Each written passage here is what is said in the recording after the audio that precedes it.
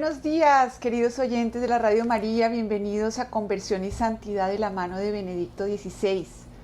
Estamos, como siempre, aferrados por el amor de Dios y en los brazos amorosos de nuestra Madre Santísima. Hoy he querido traerles un tema que es tomado del Salmo 50, que dice: los sacrificios no te satisfacen. Si te ofreciera un holocausto, no lo querrías. Mi sacrificio es un espíritu quebrantado, un corazón quebrantado y humillado, tú no lo desprecias.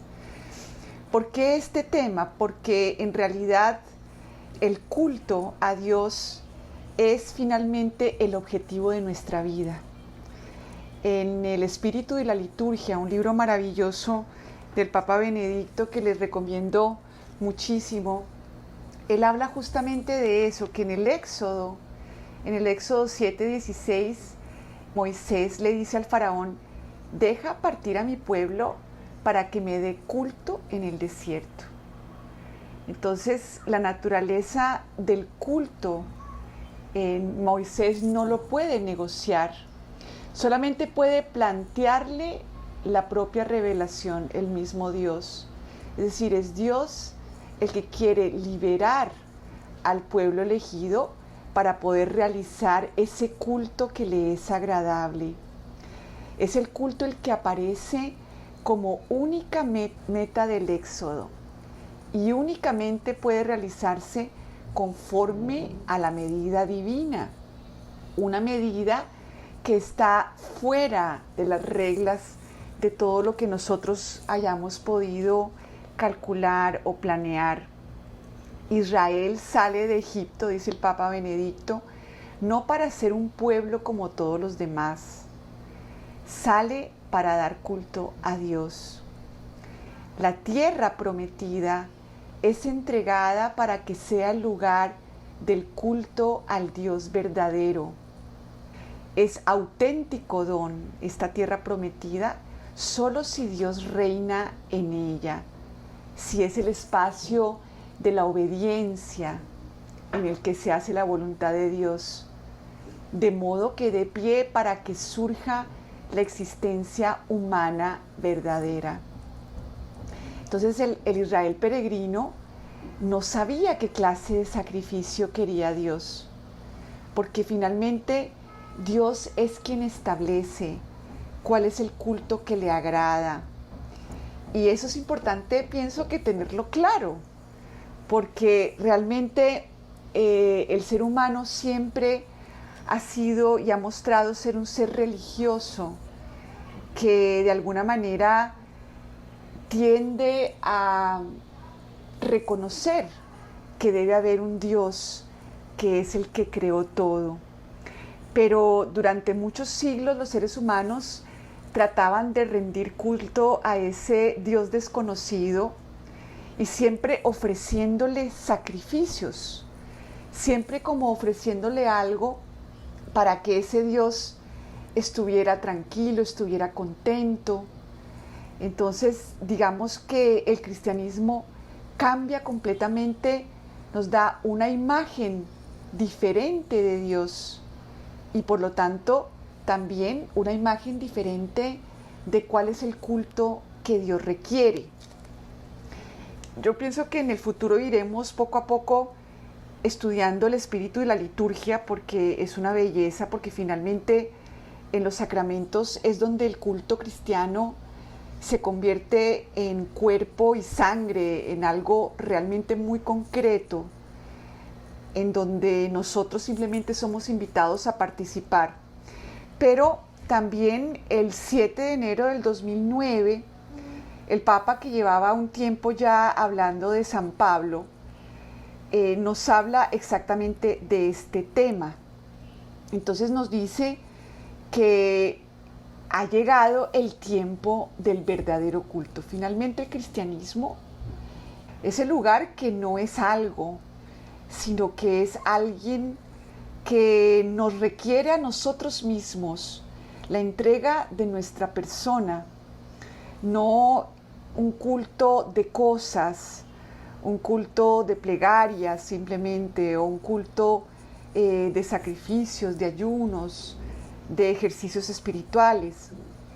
Vamos a ver qué tipo de culto es el que nos presenta el San Pablo a través de la interpretación de nuestro querido Papa Emérito. Dice primero él que en Romanos 3:25, San Pablo, después de hablar de la redención realizada por Cristo Jesús, San Pablo continúa con una fórmula misteriosa para nosotros y dice así: Dios le exhibió como instrumento de propiciación por su propia sangre mediante la fe. Con la expresión instrumento de propiciación, más bien extraña para nosotros, ¿a qué es lo que San Pablo está aludiendo? ¿Qué es lo que él llama propiciación? Así era llamado el culto del templo antiguo, es decir, a la cubierta del Arca de la Alianza, que estaba pensada como un punto de contacto entre Dios y el hombre. Yo, por ejemplo, no sabía eso, que la cubierta del Arca de la Alianza era pensada como ese punto de contacto entre Dios y nosotros, era ese punto de la presencia misteriosa de Dios en el mundo y de ese punto de contacto con nosotros los hombres.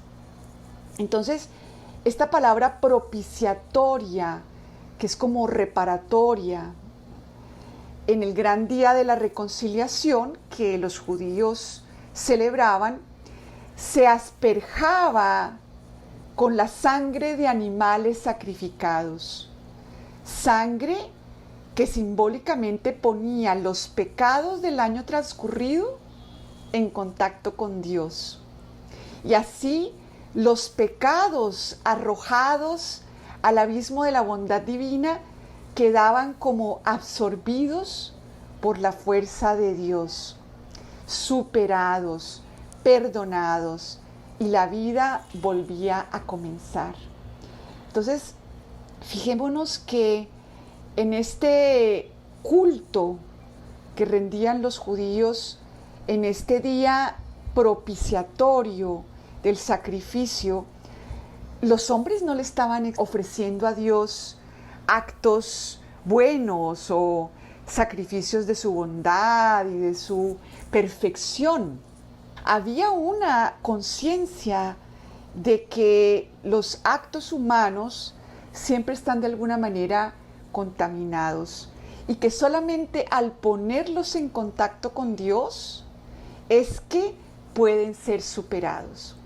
Esto es muy importante porque el pecado original nos lleva de manera automática a nosotros desapropiarnos de esta verdad. Y entonces nuestra razón moralista empieza a juzgar nuestros actos en bueno o malo, negro o blanco, y nos genera una cantidad de estrés en el sentido de que Dios esperará de nosotros un agua viva, transparente y cristalina que llega hasta su templo y entonces le ofrece un sacrificio perfecto, incluso de reparación por otros que están contaminados. En cambio nosotros, los buenos, no. Esta es, digamos, esa concepción equivocada y mentirosa del ser, de lo que realmente pasó en nosotros, y a eso es a lo que se llama pecado. Entonces fíjense que este instrumento de propiciación no era algo que ocurría por allá, algo realizado por Dios, sino que involucraba llevarle los pecados del año transcurrido. Ese era el sacrificio. Y era un sacrificio de confianza en que si poníamos esto en contacto con Dios, sucedía algo que nosotros no podíamos darnos a nosotros mismos. Entonces San Pablo, cuando dice que Cristo es instrumento de propiciación por su propia sangre, está aludiendo a este rito en particular. Y dice que este rito era expresión del deseo de que realmente se pudieran poner todas nuestras culpas en el abismo de la misericordia divina, para hacerlas así desaparecer. Entonces, fíjense que el pecado nos hace como quedarnos con nuestras culpas y nosotros tratando de remediarlas, pero sin realmente tener esa confianza de que Dios nos pide que simplemente se las llevemos, que abramos nuestro corazón, nuestra mente y nuestro corazón a Cristo, no haciendo planes de cómo voy a ser mañana mejorcita, sino realmente apropiándome de la verdad, de ese corazón de piedra que tengo, de ese corazón constantemente en búsqueda de mí misma, siempre con una agenda oculta de lo que mi voluntad quiere para mí, para los demás, de cómo quiero que Dios realmente se incline a mi voluntad, de cómo quiero en realidad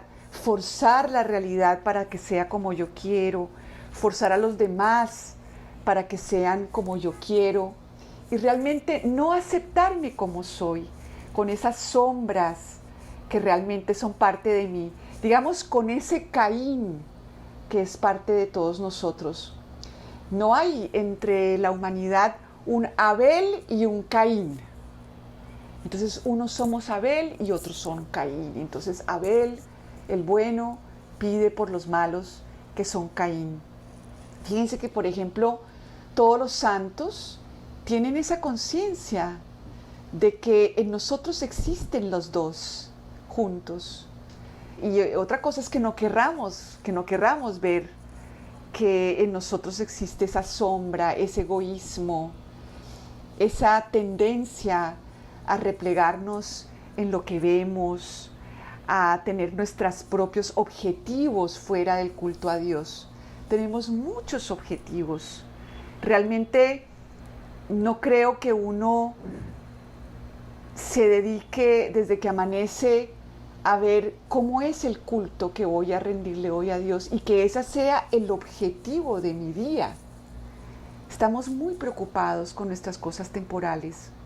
Entonces vemos que cuando San Pablo alude a Cristo como instrumento de propiciación, nos está poniendo en este contexto del Arca de la Alianza. Entonces dice Benedicto XVI, estoy leyendo la audiencia del 7 de enero del 2009, con la sangre de animales no se realiza este proceso. Esta era una expresión del deseo de estos hombres de realizar esta purificación, de llevarle a Dios un corazón contrito y pedir misericordia. Era necesario un contacto más real entre la culpa humana y el amor divino. Este contacto real, no simbólico, tuvo lugar en la cruz de Cristo. Cristo, verdadero Hijo de Dios, que se hizo verdadero hombre, asumió en sí toda nuestra culpa. Él mismo es el lugar de contacto entre la miseria humana y la misericordia divina. En su corazón se deshace la masa triste del mal realizado por la humanidad y se renueva la vida.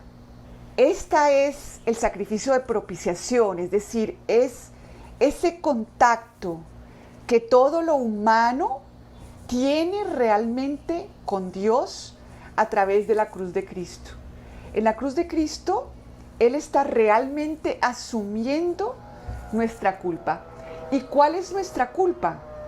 Nuestra culpa es esa separación de Dios, ese hombre soberbio que se desapropia de sus sombras, que no quiere reconocerse realmente pecador y que siente que debe ser como una luna que brilla por sí misma. Imaginémonos a la luna que está brillando una noche hay un lago donde está iluminándose con su luz. Esa bella luna una noche le dice el lago, oye, ¿por qué el sol no te deja moverte? Entonces le dice la luna, no, si él me deja hacer movimientos de traslación y movimientos de rotación.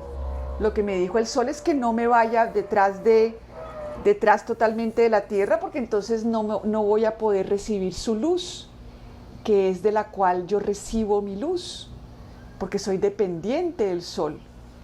Y digamos que este lago le dijera, no, lo que pasa es que el sol está envidioso de ti, y lo que pasa es que tu luz sí es una belleza, porque mira cómo en las noches de luna llena es cuando todos los seres humanos te contemplan y se enamoran y iluminas esas noches humanas. En cambio nadie se pone a ver el sol así de frente porque, o sea, ni se resiste. Es que tu luz es espectacular, luna, y realmente no necesitas al sol para brillar.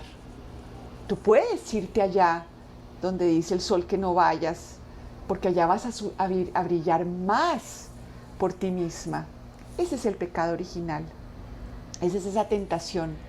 Y entonces la luna dijo, ay sí, realmente mi luz sí que es bella, los poetas me cantan a mi luz de luna, cosas maravillosas suceden por mi causa, yo soy maravillosa. Y digamos que la luna entonces se escondió del sol, se separó del sol. ¿Y qué es lo que le pasa a una luna que se separara totalmente del sol? Pues que no vuelve a brillar y se daría cuenta que es un satélite completamente sin vida, un desierto, frío, helado, sin ningún tipo de atractivo. Y se quedaría sola, porque nadie la podría volver a ver. Y eso fue exactamente lo que nos pasó. Nos quedamos solos, fríos, y viendo que en realidad por nosotros mismos no teníamos ninguna luz. Pero entonces, ¿qué es lo que el demonio nos sigue diciendo? Sí, no tienes luz, pero si tú te esfuerzas, vas a poder producirla. Tú mira cómo haces para comprarte unas lámparas, para colocarlas muy bien y tú producir tu propia luz. Y pídele a Dios que te mande unas lamparitas, que te mande la lámpara de la paciencia, que te mande la lámpara de la serenidad, la lámpara de la perfección, la lámpara de tus virtudes. Tú pídele que te ponga esas lámparas para que tú puedas brillar y Él te vea brillar por ti misma. El pecado siempre nos pone en separación, en división de Dios, pretendiendo brillar por nuestra cuenta. Y entonces, ¿qué pasa? Que obviamente nunca lo logramos, porque el ser humano solo puede brillar con la luz de Dios. Pero somos tercos. Entonces, Dios, digamos que de todas maneras nos presta algo de su luz y nosotros creemos que ya es nuestra luz. Siempre pensamos que es nuestra luz. Y vemos otras lunas, más apagadas y decimos, uy, qué horror estas criaturas tan pecadoras. Ojalá fueran como yo. Mira cómo brillo. Hasta que Dios tiene que empezar a mostrarnos que en realidad nosotros por nuestros propios medios no tenemos ninguna luz, pero que no pasa nada, porque Él siempre está ahí para participarnos de la suya. Pero esto es un proceso muy difícil, porque el hombre siempre se apropia de cualquier luz que ve por dentro de sí mismo. Nunca quiere este culto, que es volver a la verdad, de que solamente en el contacto con Dios es que yo puedo brillar, es que yo puedo ser. Entonces, ¿qué es lo que hace Cristo en la cruz? Es como si hiciera un eclipse. Cuando tenemos un eclipse, el sol desaparece detrás de la luna y ya no vemos su brillo. Entonces, eso es lo que sucedió en la cruz. En la cruz, Dios se despoja de toda su luz. Cristo se despoja de la unión con el Padre, de esa dependencia que Él tiene, porque Cristo mismo no se considera alguien que brilla con luz propia.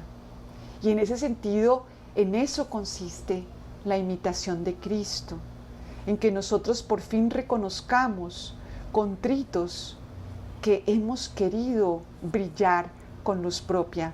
Es más, muchas confesiones y reconocimiento del pecado no es un reconocimiento de que, Padre, yo me he apropiado de la luz de Dios y he juzgado a otros.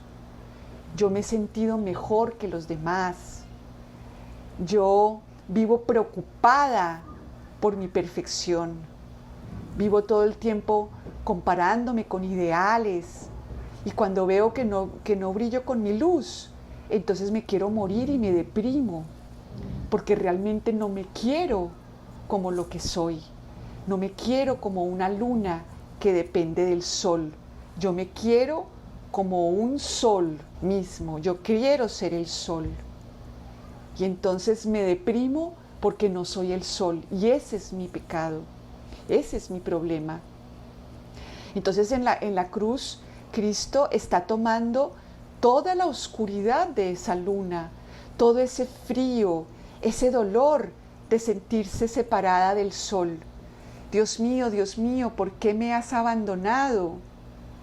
Cristo empieza a vivir la angustia de un ser humano que, queriendo brillar por su propia cuenta, se separó de lo único que le permitía brillar y sufre angustia, ansiedad, estrés. Y nosotros queremos aliviar ese estrés, queremos compensar ese estrés, mostrándonos delante de los demás como soles que brillan. Bueno, con algunas manchitas ahí como que tengo que mejorar, pero en realidad yo soy un sol. Y lo peor del cuento es que Dios sí quería hacernos sol, pero por su propia gracia. Quería convertir a la luna en sol. Pero bueno, estamos aquí todavía en este punto de contacto en donde Cristo realmente asume nuestra culpa. El que no reconoce la culpa como la culpa de una luna queriendo brillar con sol, nunca va a entender qué es lo que está pasando en la cruz. Y tampoco va a poder unirse a Cristo con lo que realmente es propio.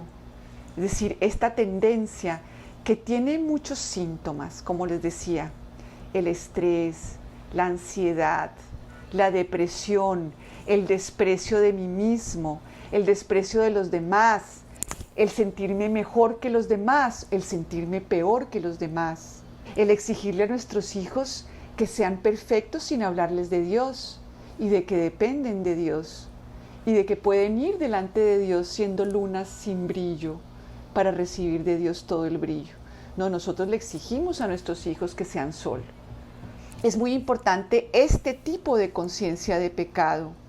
Cristo es el lugar de contacto entre esta miseria humana, entre este ser humano con esa herida terrible de la soledad, de sentirse que yo por mi cuenta tengo que brillar y no lo logro. Y le pido a Dios que me mande las lámparas. Y hay mercaderes de lámparas, una cantidad de religiones y de filosofías que me venden un montón de lámparas. Entonces yo, como con mis pensamientos positivos, puedo quitarme mi oscuridad. Sí, pensamientos positivos, haciendo una meditación para quitarme todos esos pensamientos terribles y esas angustias. Yo me las quito, yo respiro y me quito toda la ansiedad, porque debería vivir sin ansiedad. No, vivimos con ansiedad porque justamente hemos pecado, porque nos hemos separado del sol, pretendiendo brillar con nuestra propia luz.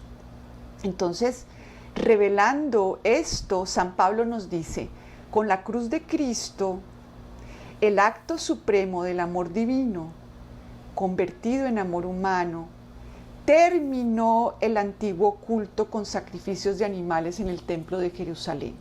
Es decir, ese culto en donde la cubierta del Arca de la Alianza se rociaba con sangre de animales, expresando ese deseo del hombre de poner en contacto toda esta miseria, digamos que todo este río Bogotá, ofreciéndoselo a Dios para que lo vuelva agua cristalina. Esa sangre de animales era ese gesto simbólico que expresaba un deseo del ser humano de que eso ocurriera. En Cristo se hace verdad. Cristo realmente absorbe esa agua del río Bogotá llena de esta soberbia, del egoísmo, del maltrato, del juicio, del cómo nos devoramos los unos a los otros, de la competencia. Entonces, ese culto simbólico, ese culto de deseo, ha sido sustituido ahora por el culto real. El amor de Dios encarnado en Cristo y llevado a su plenitud en la muerte de cruz. Fíjense que la muerte es cuando realmente nos topamos con esa realidad de nuestra naturaleza herida. Tocamos esa luna sin ningún tipo de conexión, ni con Dios, ni con la vida, ni con los demás. En ese momento se corta toda la comunicación. Y digamos que estos momentos así de pandemia y de situaciones límite ponen al hombre con esa realidad de su incapacidad de proveerse por sí mismo de sentido, de felicidad, de serenidad. No podemos, por más que tratemos. Podemos habernos aliviado con una cantidad de sustitutos del contacto con Dios. Nos vamos de compras, trabajamos desde que amanece hasta que anochece, distrayéndonos, siempre evitando sentir nuestros sentimientos reales, la angustia verdadera de esa luna sin sol, siempre evitando reconocer esa verdad que llevamos en nuestras entrañas, de esa angustia de estar solos y no podernos proveer de un sentido, ni a nosotros ni a los demás. Y todos los sentidos y objetivos de nuestra vida finalmente llegan a su límite y ya no se sostienen. Con sus pies de barro se derrumban.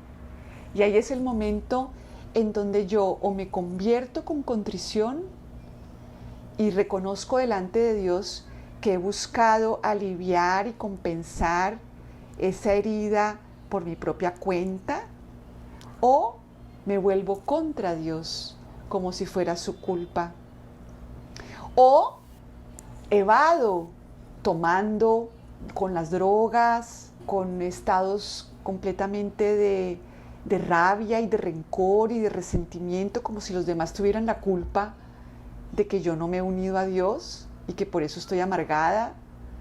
Todas esas cosas las hacemos. Culpar a los demás, culpar a la realidad, culpar a Dios, resentirnos, odiar, calumniar, vengarnos. Todas esas cosas las hacemos en vez de convertirnos. Entonces, la cruz de Cristo, su amor con carne y sangre, es el culto real, correspondiendo a la realidad de Dios y del hombre. Si quiero ver cuál es la verdadera sombra que yo llevo dentro y que he tratado de evitar tomar conciencia, miremos a Cristo en el huerto de los olivos, traicionado por todos, solo y sintiéndose desconectado con el Padre. Para San Pablo, la era del templo y de su culto había terminado ya antes de la destrucción exterior del templo. San Pablo se encuentra aquí en perfecta consonancia con las palabras de Jesús, que había anunciado el fin del templo y había anunciado otro templo no hecho por manos humanas, el templo de su cuerpo resucitado. Entonces, este es el primer texto que nos regala el Papa en esta audiencia del 7 de enero del 2009. Dios mediante, la próxima vez que nos encontremos, vamos a seguir con este texto tan maravilloso. Los invito a leerlo en www.vatican.va. Digamos que las conclusiones de este tema, antes de abrir los micrófonos, pues es ese, Efectivamente, desde antes de la creación del mundo, Dios había planeado la encarnación de Cristo. Quería a esa luna, a esa criatura que participaba de la luz del sol. Quería hacerla sol, convertirla en sol. Esa es la divinización de nosotros que sucede en los sacramentos. Pero Cristo se encuentra con una humanidad que le había dado la espalda, con esta luna que quiso brillar por su cuenta. Y entonces, desde siempre, en este culto que Dios le había enseñado al pueblo elegido, porque Dios es quien decide cómo es el culto. El ser humano no puede inventarse su forma de relacionarse con Dios. Tiene que conocer la forma como Dios quiere que me relacione con Él. Con Cristo nos revela realmente lo que nos había pasado. Y entonces este sacrificio tiene que ver con nuestra vida, con lo que sentimos, con descubrir cómo nosotros estamos afectados por el pecado, es decir, por esta tendencia a querer brillar con nuestra propia luz, a quererle convencer a los demás de que nuestra luz es excelente, deprimirnos cuando no tenemos una luz perfecta, apropiarnos de la luz de Dios y sentirnos mejor que los demás. Fíjense que Santa Teresita decía que ella pues nunca había cometido un pecado mortal, es decir, había tenido una luz muy intensa que Dios le había compartido, pero ella no creía que era su capacidad, su luz, sino decía que Cristo la había perdonado de antemano. Entonces siempre reconocía que esa victoria sobre sus defectos de carácter, sobre su separación de Dios, era una victoria de Cristo. Y ella siempre se veía a sí misma como alguien con las manos vacías y con las manos que no le llevaban nada a Dios en realidad, sino solamente todos los actos contaminados, como el río Bogotá, llevándoselos para que Él convirtiera esta torrente contaminada en aguas cristalinas. Esa es la conciencia de los santos, y ahí nos damos cuenta lo mucho que nos falta para ser cristianos. Entonces pidámosle a nuestra Madre Santísima el don del Espíritu Santo, que es el que nos convence realmente del pecado, para que de esa manera podamos acercarnos de una manera agradable a Dios y realmente involucrarnos en este culto verdadero. Bueno, se nos acaba el tiempo. Dios mediante nos encontramos en una próxima oportunidad. Les envío un abrazo fraterno, bendiciones, y quedamos como siempre con María.